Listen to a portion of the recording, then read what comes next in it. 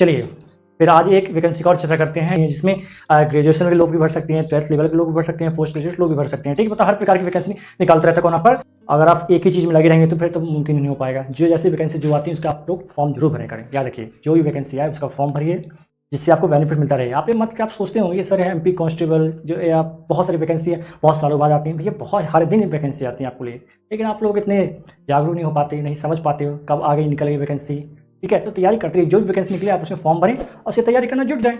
किसी एक को टारगेट मत रखिए, ठीक है, जो कि अलग अलग पोस्ट वाइज निकाली गई हैं। ठीक है, मैं आपको सारी पोस्ट वाइज अभी सारी चीज़ बता देता हूँ। ठीक है, नोटिफिकेशन में आपको पढ़ के सुनाता हूँ, सारे पोस्ट की सारी डिटेल लेते हैं। ठीक है, ठीक है, इस बार भी लगभग 2000 पोस्ट निकाली गई हैं आपकी दिल्ली। वीडियो में आगे बढ़ने से पहले मैं आपके लिए SSC GD कांस्टेबल एग्जाम 2023 की तैयारी के लिए नवीनतम पाठ्यक्रम और पैटर्न पर आधारित एक बुक सजेस्ट करना चाहूंगा, जो कि चक्षु प्रकाशन के द्वारा निकाली गई है। इसमें सिलेबस के अकॉर्डिंग सभी सब्जेक्ट को कवर किया गया है। इस बुक की खास बात यह है कि इसमें सभी प्रश्नों के उत्तर व्याख्या सहित समझाए गए हैं। साथ ही इस गाइड में आपको 5 सॉल्व पेपर, 2800 बहुविकल्पीय प्रश्न उपलब्ध कराए गए हैं। SSC GD कांस्टेबल गाइड के साथ आप इनका SSC GD constable practice set भी ले सकते हैं और अपनी तैयारी को और मजबूत कर सकते हैं। तो SSC GD कांस्टेबल की तैयारी के लिए आप चक्षु प्रकाशन की यह किताब मंगा सकते हैं। इन किताब का लिंक डिस्क्रिप्शन में दिया गया है, आप इसे अमेजोन या फ्लिपकार्ट से मंगा सकते हैं। आराम से देखिए, इसमें निकाले दीप त्रिफलस्वी ने लगभग 40 आपकी क्या निकाला, 40 पोस्ट विभाग में निकाले, 40 विभाग में क्या पोस्ट निकाले, कितना टोटल आपका 1841। ठीक है, अब 1841 में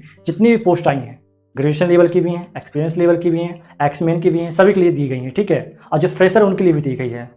और इनकी जो सैलरी होती है, सैलरी में बहुत खुश रहता हूँ, उनकी सैलरी आपकी 40,000 के अबव रहती है हमेशा। 40,000 साथ पे जो DI जो अलग से जो ग्रांट पीरियड सब अलग दिया जाता है। ठीक है, मतलब आपको 40-50,000 आपकी सैलरी जाती है। चलिए आपको सही से पिछले करा देता हूँ जिससे आपको आसानी से हो जाए। देखिए ये आपको कहाँ से निकाला गया है, तो सबसे पहले देख लीजिए कि आपका government of NCT of Delhi से। ठीक है, फुल फॉर्म क्या आपका दिल्ली सब ऑर्डिनेट सर्विसेज सिलेक्शन बोर्ड, मतलब DSSB की ओर से। ठीक है, ये नोटिस जारी किया गया है आपका।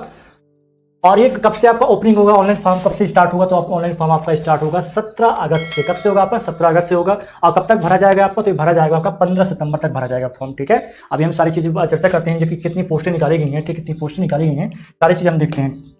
सबसे पहले देखिएगा ये कुछ पोस्टें निकाली गई हैं। ठीक है, जो कुछ पोस्टें निकाली गई हैं, पहला मेजर टीचर, फिर train graduate teacher, publicity assistant, photographer. इसके बाद आपका निकाली गई हैं laboratory senior assistant, laboratory assistant, और आपका साइंटिफिक लेबोरेटरी बायोलॉजी से। ठीक है, laboratory lab technician, audiometric technician, assistant security officer. ठीक है, ये सब मतलब बहुत सारी ऐसी मतलब अलग अलग पोस्ट निकाली गई हैं, अलग अलग पोस्ट निकाली गई हैं आपकी। ठीक है, तो किसी में आपके किसी में 24 है, किसी में 50 है, किसी में 250, इस प्रकार के पोस्ट। टोटल कितनी पोस्ट निकाली गई हैं, टोटल आपको बता देता हूँ। टोटल निकाली गई आपकी 40 विभागों में। ठीक, विभागों में अलावा कितनी पोस्टें टोटल मिला के आपका, तो आपका 1841 है। ठीक है, टोटल जो वैकेंसी आपकी कितनी 1841 है। ठीक है, 1800। और इसका सिलेबस आपको सबसे पहले आप लोग सब देख लीजिएगा, किसी TGT कंप्यूटर साइंस आप किसी ने किया होगा। ठीक है, कंप्यूटर का भी आपका निकला हुआ है, सब चीज़ निकली है। बाकी मैं इसका सिलेबस बता देता हूँ, जो सिलेबस मेन है आपको। ठीक है, बाकी नोटिफिकेशन आपको टेलीग्राम मिल जाएगा आपको। ठीक है, तो पहले आपको मैं दिखा दूँ इसका सिलेबस। सिलेबस इसका बहुत ही आसान है, याद रखिएगा, सिलेबस इसका बहुत ही आसान है। यहाँ पास दिखाया गया है आपका कि क्या क्या योग्यता है। ठीक है, किस किस प्रकार आप लोग SC/ST का लाभ ले सकते हैं, सब सारी चीज़ दिखाई है इसमें। यहाँ आप इसे पढ़ लीजिएगा। बाकी मैं आपको इसका पहले सिलेबस दिखा देता हूँ। ठीक है, वो जरूरी है आपके लिए। पहले देखिए सिलेबस से पहले याद रखिएगा सैलरी देख लीजिए। ठीक है, सैलरी पोस्टों के अलग अलग है। ठीक है, जैसे पोस्ट जो अलग अलग हैं तो सैलरी भी अलग अलग है। ठीक है, जैसे कि आप ले लीजिए, सबसे पहले हम किसका ले लेते हैं। देखिए हम सबसे पहले जो स्टार्टिंग सैलरी आप कितनी आपकी है, तो 45,000 है। और कब तक कितनी जा सकती है, 1,42,000। ठीक है, 7 लेवल 7 है, याद रखिएगा। और इसमें से अलग से आपको और भी दिया जाएगा, याद रखिएगा। इसमें आपको जो DI में ग्रेड पे अलग दिया जाएगा, मतलब समथिंग वही आपकी 50,000 इसकी सैलरी हो जाएगी आपकी। ठीक, किसकी आपकी ट्रेन टीचर की। ठीक, जो ग्रेजुएट टीचर है। ठीक ना, चलिए बहुत अच्छी है, इसके लगभग 40 के अबव ही है। ठीक है, देखिए 40 के अबव ही इसकी सैलरी है। अब इसका सिलेबस देख लीजिए एक बार आप लोग।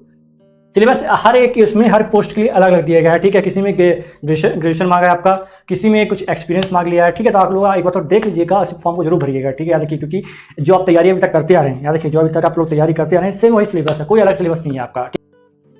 ये तो आपका सैलरी बता दिया। ठीक है, सैलरी तो हर अलग पोस्ट के अलग अलग है। ठीक है, चलिए देखिए सिलेबस देख लीजिए।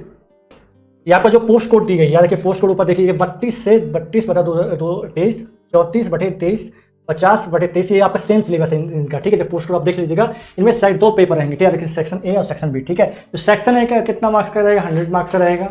ठीक है, 100 मार्क्स का। और सेक्शन B भी आपका कितना 100 मार्क्स का रहेगा। बात क्लियर है। तो सेक्शन A में वही सेम चीज़ आपकी MCQs पूछा जाएगा आपसे। ठीक है, MCQs पूछा जाएगा। और आपसे क्या पूछा जाएगा, जनरल अवेयरनेस पूछा जाएगा, जनरल इंटेलिजेंस एंड रीजनिंग पूछा जाएगा, अर्थमेटिकल न्यूमेरिकल पूछा जाएगा, आपसे टेस्ट ऑफ हिंदी पूछा जाएगा, मतलब हिंदी पूछी जाएगी, और आपसे क्या इंग्लिश पूछी जाएगी, क्या पूछी जाएगी आपको, इंग्लिश पूछी जाएगी। मतलब ये 100 मार्क्स का आपसे ये पूछा जाएगा, जो कि हमेशा आप लोग इस चीज़ें पढ़ते आ रहे हैं, ठीक है, याद रखिएगा।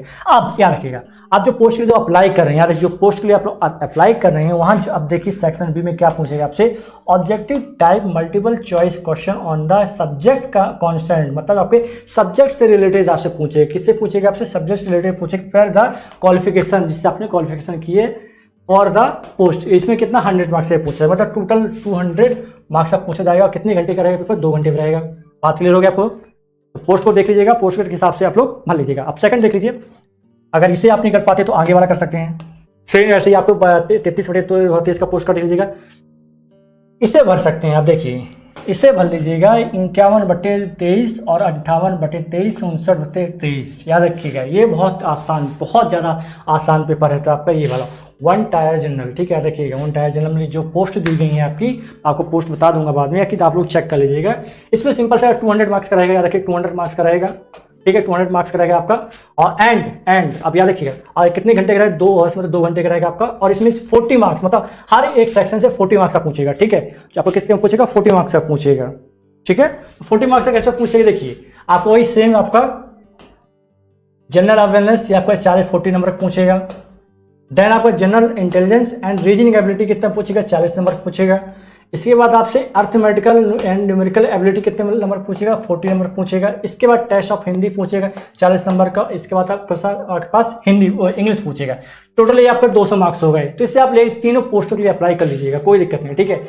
अगर आपसे एक्सपीरियंस मांगा, कुछ भी चीज़ मांगा है, मतलब कुछ छोड़ के सबसे बेस्ट आपके लिए कौन सा रहेगा, आपके लिए ये रहेगा, ठीक है, सबसे बेस्ट। अब जिसकी सैलरी आराम से 40 से 50,000 रहती है आपकी, क्या रखिएगा, तो आप लोग इसे अप्लाई कर लीजिए। कांस्टेबल पेपर के साथ साथ आप इसकी तैयारी कर ही सकते हैं। जो आपके कांस्टेबल में पूछा जाएगा, इसमें भी पूछा जाएगा, ठीक है।